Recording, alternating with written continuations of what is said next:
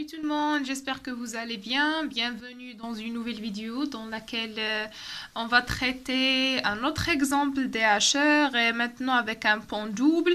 Comme vous pouvez le remarquer, ce montage est constitué de 4 hacheurs normalement parce que l'ensemble diode-thyristor est un hacheur, l'ensemble diode-thyristor est un hacheur, etc.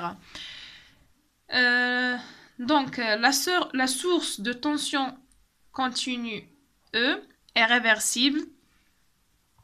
Alors, que veut dire réversible? Ça veut dire que elle est réversible soit en courant ou bien en tension. Et on va voir est-ce qu'elle est réversible en courant ou en tension. Et sa force électromotrice veut 24 volts. Alors ce E est égal à 24 volts et son impédance est nulle. La résistance est nulle. Alors le moteur M peut être suivant la commande choisie. Ce moteur M peut être soit un moteur à courant continu AM en permanence, soit un micromoteur synchrone monophasé. La vitesse du moteur à courant continu est proportionnelle à la tension moyenne à ses bornes. Et elle vaut... Maintenant, je note seulement les données et après, on va traiter l'exercice en répondant à ces questions. Alors, on a dit que la vitesse du moteur à courant continu, oméga, elle est proportionnelle à la tension moyenne à ses bornes. Et on a, oméga, c'est 6000 tours par minute pour une tension moyenne de U de 24 volts. Et lorsqu'on a dit proportionnel, ça veut dire que, par exemple, ce oméga, c'est un facteur fois U. Et en remplaçant, on a obtenu pour U égale à 24 volts, 6000 tours par minute pour la vitesse du moteur. Alors, la commande des 4 transistors, T1, T2, T3 et T4, est réalisée à partir d'un mot de 4 bits. N, A, B, C, D, le bit A commande T1, le bit B commande T2. Donc, c'est un énoncé seulement. Ça ne va pas affecter quelque chose. Lorsque le bit correspondant, grosso modo, on a un mot A, B, C, D de 4 bits. Et on a 4 thyristors. Ça veut dire le A commande T1, le B commande T2, le C commande T3, le D commande T4. Lorsque le bit est à 0, ça veut dire le transistor correspondant est bloqué. Lorsque le bit est à 1, le transistor correspondant est commandé. Alors, on considère que les composants diode et thyristor sont considérés comme parfaits. Et on commence à répondre aux questions. La première question, ce sont des questions simples.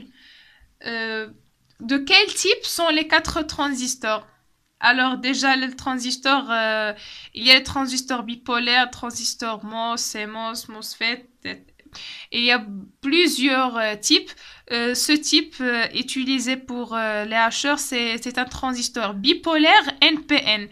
Et aussi, dans le transistor bipolaire, il y a le transistor NPN et PNP, selon la jonction. Donc, dans notre cas, les transistors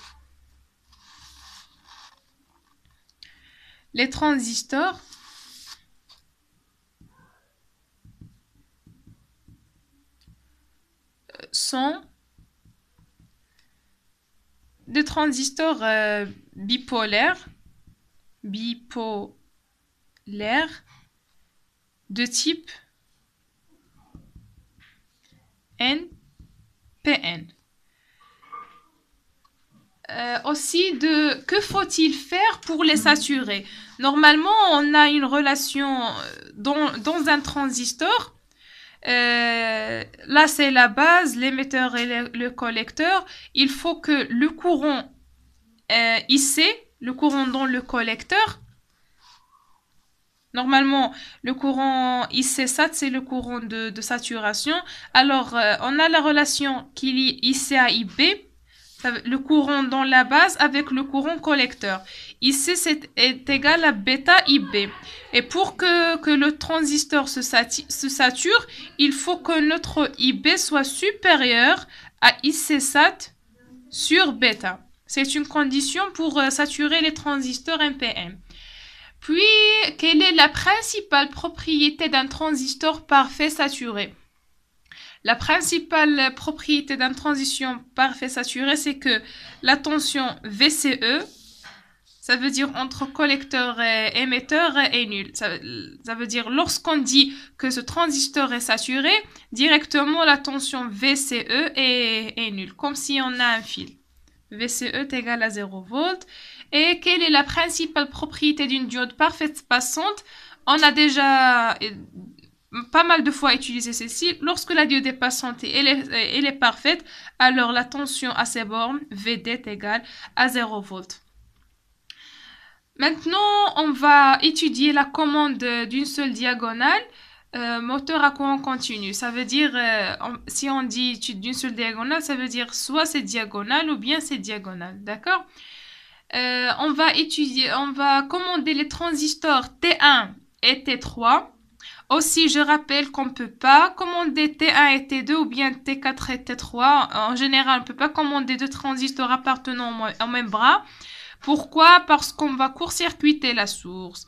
Donc, on va commander T1 et T3 à la fréquence F est égale à 400 Hz.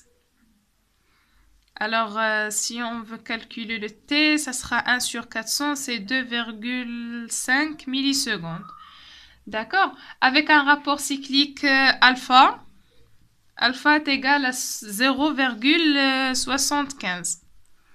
Je note seulement les données pour si j'ai besoin d'eux. Lorsque T1 et T3 sont commandés, T2 et T4 sont bloqués en permanence. D'accord? Donc, on commande une seule diagonale. Le courant d'intensité I de T, ce courant traversant le moteur, est ininterrompu et il est toujours positif. Vous devez faire attention car lorsque j'ai parlé de la réversibilité, il se peut que le courant soit tantôt positif, tantôt négatif. Ça veut dire elle a une forme alternative. Et dans ce cas, on n'aura plus le même fonctionnement. Pourquoi? Parce que si le courant IT est positif, d'accord, il va traverser le moteur, arriver là. Il ne peut pas aller dans ce sens, car la diode est passante dans ce sens. Donc, il peut traverser la diode D4.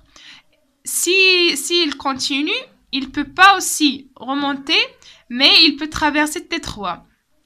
Mais s'il était réversible, selon son signe, s'il est positif ou négatif, on aura des fonctionnements différents. Donc, dans ce cas, vous devez faire attention au courant, s'il est positif ou bien ils vont vous donner l'allure s'il n'est pas positif.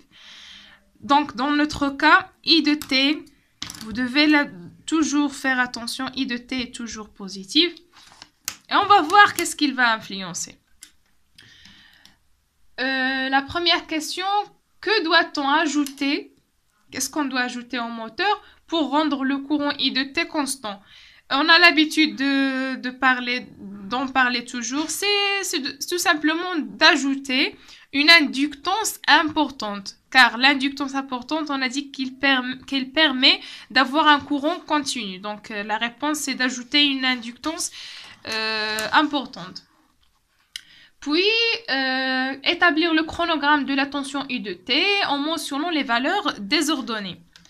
Les valeurs désordonnées, ça veut dire dans l'axe des X et l'axe des Y, on doit, bien qu'ils ont donné toutes les données, donc on doit les respecter. Alors, le T, c'est 2,5 millisecondes.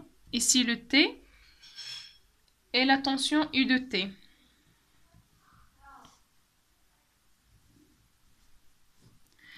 Voilà. Alors, je vais noter le T, c'est on a dit 2,5, le temps en millisecondes, sans que je refais l'unité chaque fois. 2,5, la même distance, 5 millisecondes. Et puisque on aura ce U en fonction de E, donc c'est clair qu'il sera soit E moins E 0, donc on aura selon quels sont les éléments qui conduisent. Donc on aura une valeur ici de E et une valeur moins E. Alors, on a dit que le alpha c'est 0,75, donc c'est 3 tiers à 3 quarts. Donc là c'est alpha t. Et aussi là c'est alpha t. Donc, de 0 à alpha t, on a dit qu'on a commandé les T1 et les T3. Puisque T1 et T3 qui sont passants, T1, T3, on remarque bien que le U c'est exactement E. Pourquoi? On a dit que lorsque les transistors T1 et T3 sont passants, alors ils sont saturés. C'est pourquoi on nous a demandé cette propriété. Donc la tension à leur borne, c'est 0 volts.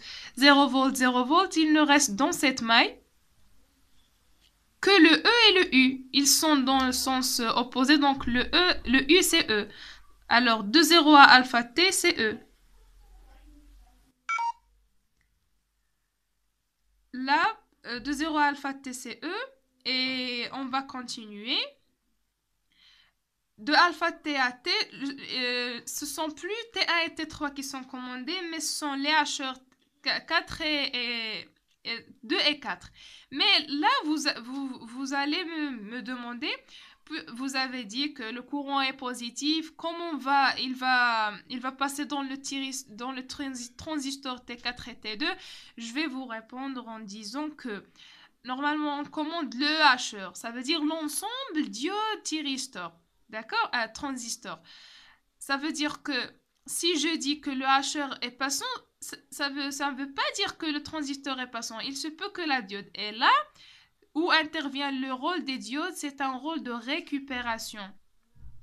Donc, puisque le courant est toujours positif et ce sont ces deux ensembles qui doivent être passants, alors directement ce sont les diodes qui vont être passantes.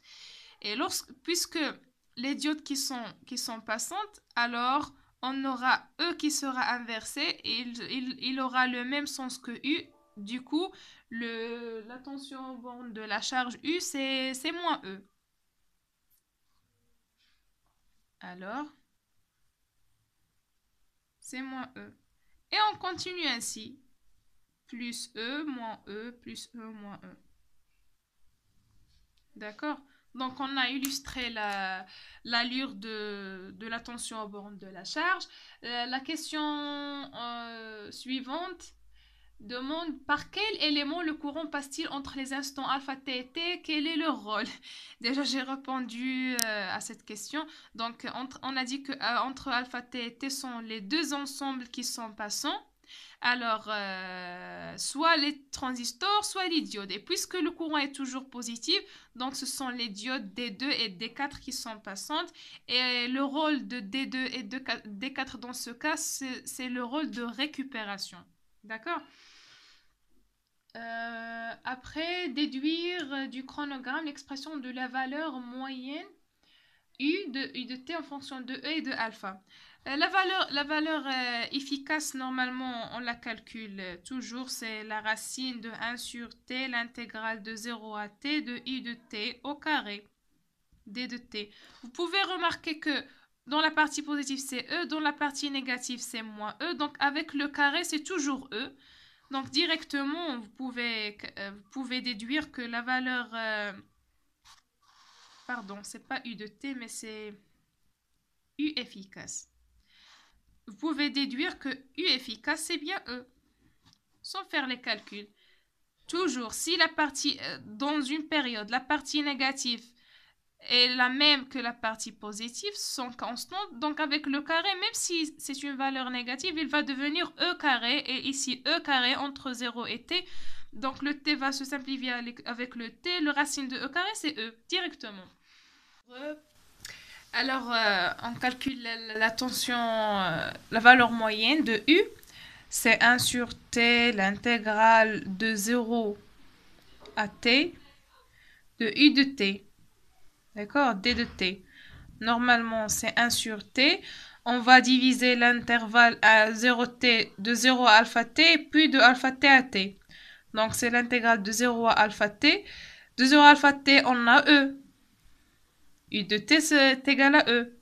Et de alpha t à t, c'est moins e. Donc c'est moins l'intégrale de alpha t à t de e d de t. Alors c'est 1 sur t. On peut faire sortir le e. De 0 à alpha t, c'est alpha t moins t plus alpha t. Ce qui donne 2 alpha, alpha plus alpha, 2 alpha moins 1. Et t va se simplifier avec le t. Donc la valeur moyenne, c'est 2 alpha moins 1 fois e. D'accord? Si on veut remplacer, on a déjà le alpha, c'est 0,75 fois 2, c'est 1 demi. Moins 1, c'est 0,5 fois E. Plus que E, c'est 24, donc ça va donner 12 volts. D'accord?